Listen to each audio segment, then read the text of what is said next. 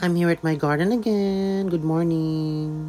Dapat talaga itong diligan na part kasi hindi ko nadidiligan for the longest time na talaga.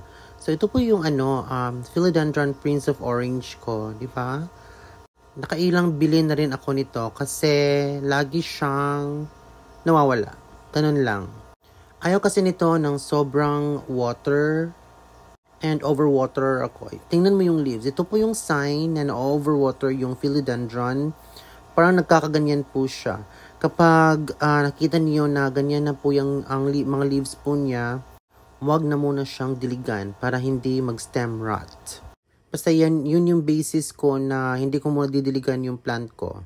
Kasi baka nga mag-stem rot. So dito sa part na ito, meron akong plant dito na hindi ko talaga ma-access na masyado kasi natatabunan siya ng mga ibang plants na malalaki din. Ito po ay ang aking Prince Albert.